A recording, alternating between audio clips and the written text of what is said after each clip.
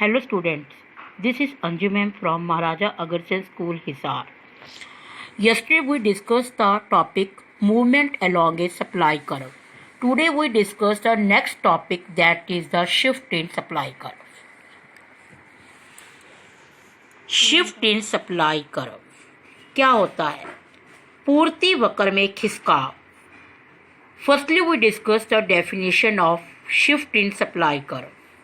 It refers to a situation of increase or decrease supply of a commodity even price of the commodity remain constant. इसका मतलब होता है कि पूर्ति वक्र के खिसकाव से अभिप्राय होता है किसी भी वस्तु की सप्लाई में वृद्धि या कमी होना, लेकिन उस वस्तु की अपनी कीमत में कोई परिवर्तन नहीं होता. It is caused by the other factor. जो भी परिवर्तन होता है वो किसी अन्य कारण से होता है. देखिए, कल हमने टॉपिक किया था मूवमेंट अलोंग ए सप्लाई कर्व. उसमें हमने अदर फैक्टर को कांस्टेंट कहा था और वस्तु की अपनी कीमत में परिवर्तन हुआ था, लेकिन शिफ्ट इन सप्लाई कर्व में वस्तु की कीमत कांस्टेंट रहती है और जो परिवर्तन होता है वो अन्य कारण होते हैं. अब बात आती है कि अदर फैक्टर कौन से होते हैं, अदर फैक्टर से क्या अभिप्राय है. देखिए, मान लीजिए कोई वस्तु पहले भी 10 रुपए की थी और आज भी 10 रुपए की है, लेकिन उसकी आज सप्लाई ज़्यादा की जाती है. क्यों की जाती है? शायद टेक्नोलॉजी बहुत अच्छी लग गई है, शायद जो हमने वहाँ पर इनपुट यूज़ किए हैं वो कम कॉस्ट के हैं. तो ऐसे कई कारण हैं, इसे हम आगे टॉपिक में डिस्कस करेंगे. अब हम शिफ्ट इन सप्लाई कर्व के दो पार्ट होते हैं. फर्स्ट हमने बात की थी इंक्रीज इन सप्लाई कर्व और सेकंड हमने बात की थी डिक्रीज इन सप्लाई कर्व. अब हम फर्स्ट डिस्कस करते हैं कि इंक्रीज इन सप्लाई कर्व क्या होता है. Increase in supply curve means when more is supply at existing price of the commodity. existing मतलब प्रचलित कीमत. प्रचलित कीमत मतलब कि वस्तु की कीमत में कोई परिवर्तन नहीं होता, लेकिन हमारी सप्लाई बढ़ जाती है. जैसा कि अभी हमने बोला था कि कीमत समान रहेगी लेकिन सप्लाई में वृद्धि अन्य कारण से होगी, उसे इंक्रीज इन सप्लाई कर्व कहते हैं. It is forward shift in supply curve. जब हम इसका कर्व देखेंगे तो यह फॉरवर्ड दिखाई देगा. अब हम पहले इसकी टेबल करेंगे. यहाँ पर पी एक्स पर हमने प्राइस को दिखाया है और क्यू एक्स पर हमने क्वांटिटी को दिखाया है. जैसा कि हमने डेफिनेशन की थी कि हमारी जो प्राइस है वो सेम है, लेकिन प्राइस की सेम होने पर भी हमारी जो सप्लाई है वो 20 to 30 हो जाती है. इसे हम इंक्रीज इन सप्लाई कहते हैं. अब हम इसका कर्व करेंगे. यहाँ पर हमने ओ एक्स पर क्वांटिटी और ओ वाई पर हमने प्राइस को शो किया है. जैसा कि आपको दिखाई दे रहा है कि 10 रुपए की कीमत पर ही एक बार हम 20 यूनिट की सप्लाई करते हैं, लेकिन उसी कीमत में कोई परिवर्तन नहीं होता. जो भी परिवर्तन होता है वो अन्य कारण में होता है और हमारी सप्लाई बढ़कर 30 हो जाती है. फॉरवर्ड शिफ्टिंग हो गई. ए टू बी हमने एरो से भी शो किया हुआ है. अब बड़ा अच्छा क्वेश्चन हमारा अराइज होता है कि प्राइस तो उतनी ही है लेकिन सप्लाई बढ़ी, ऐसा क्यों हुआ? प्राइस के सेम रहने पर भी सप्लाई के बढ़ने के क्या कारण है, अब हम कारण डिस्कस करेंगे. First, improvement in technology leading to fall a cost of production.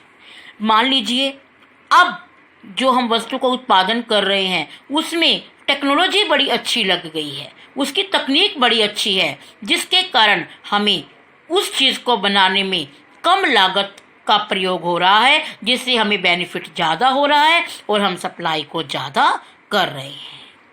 Second is reduction in factor price. Factor price होते हैं किसी वस्तु को बनाने में जो लैंड लेबर कॉस्ट लगती है.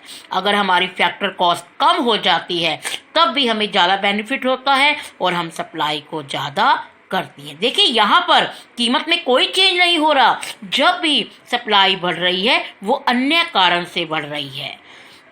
Decrease in the price of competing product, it prompts a producer to sell more at the existing price. शायद जो हमारे प्रोडक्ट के कॉम्पिटिटर प्रोडक्ट हैं, जो उसके दूसरे प्रोडक्ट हैं, उनकी कीमत कम हो गई है, तो हमें इन प्रोडक्ट्स को बेचने में ज़्यादा बेनिफिट होगा, तो हम इसकी सप्लाई को ज़्यादा कर रहे हैं। Increase in the number of firm in the industry, अगर हमारी फर्म में इंडस्ट्री में फर्म की संख्या ज़्यादा हो जाती है तो भी सप्लाई ज़्यादा होती है। हाई बिजनेस एक्सपेक्टेशन, और अगर हमारे बिजनेस को ज़्यादा एक्सपेक्टेशन है कि it prompts a producer to increase more investment, कि हमारा प्रॉफिट ज़्यादा होगा, तो वो ज़्यादा इन्वेस्ट करने की सोचते हैं। तो इस तरीके से प्राइस के सेम रहने पर भी सप्लाई के बढ़ने के निम्नलिखित कारण है। ये क्वेश्चन पेपर में कई बार आता है कि right the causes of increase in supply. अब हम नेक्स्ट टॉपिक करते हैं, that is the decrease in supply.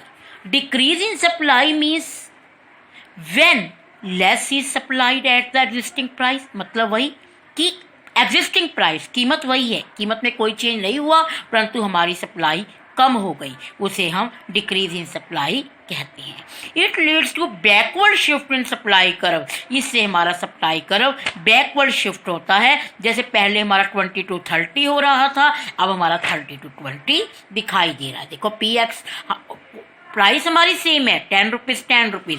पहले हम 10 रुपये पर 30 चीज़ों को सेल कर रहे थे, लेकिन अब हम 10 पर ही 20 को कर रहे हैं, क्योंकि यहाँ पर प्राइस में कोई चेंज नहीं हुआ, जो भी चेंज हुआ है वो उसके अदर कॉजेज है। अब हम इसका कर्व बनाएंगे। यहाँ पर कर्व भी बिल्कुल सेम है कि 10 रुपये की प्राइस पर ही हमने S1 और S2 को शो किया है, लेकिन हमने एरो को बैकवर्ड शिफ्ट किया है A to B, क्योंकि पहले हमारी सप्लाई ज़्यादा हो रही थी 30 यूनिट्स की, अब हमारी सप्लाई 20 यूनिट्स की हो रही है, तो हमारा 30 to 20 बैकवर्ड शिफ्टिंग हो रहा है।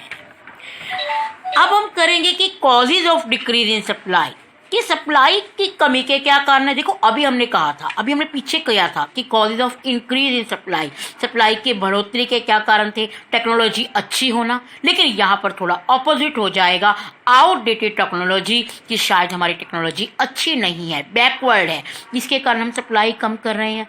शायद हमारी जो फैक्टर कॉस्ट है, लैंड लेबर की कॉस्ट है, वो ज़्यादा पड़ने लग गई, जिससे हमें प्रॉफिट कम होता है, तो हम कम सप्लाई करते हैं। शायद हमारे कॉम्पिटिटिंग जो प्रोडक्ट है, दूसरे प्रोडक्ट है, उनकी कीमत ज़्यादा है, तो हम इन प्रोडक्ट को ना बेचकर दूसरे प्रोडक्ट को सोल्ड आउट करेंगे। Decrease in the number of firm in the industry, कि शायद जो हमारी फर्म्स है उनकी संख्या कम हो गई, तो इस कारण हमारी सप्लाई में कमी हो जाती है। तो इस तरीके से हमने ये टॉपिक कंप्लीट किया। शिफ्ट इन सप्लाई कर्व किसे कहते हैं, इसके दो पार्ट हैं, increase in supply, decrease in supply, and the causes of increase and decrease in supply. आज आप इसके नोट्स प्रिपेयर करेंगे, और मैंने कल आपको एक होमवर्क में क्वेश्चन दिया था, define demand, demand schedule and demand curve, और आज आप अपने होमवर्क में फैक्टर अफेक्टिंग द डिमांड, मांग को प्रभावित करने वाले कारक हमारे इंडिविजुअल और मार्केट है, उसके साथ साथ वो भी होमवर्क में रिवाइज करेंगे। ओके।